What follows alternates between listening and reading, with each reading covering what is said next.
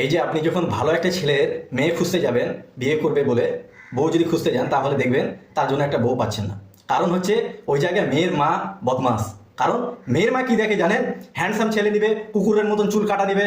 ভালো ছেলে তো নিবে না। ভালো ছেলে নিবে কিভাবে? ভালো ছেলে তো দাড়ি থাকবে, পাঁচক নামাজি সে থাকবে। মেয়ের মা কি দেখবে?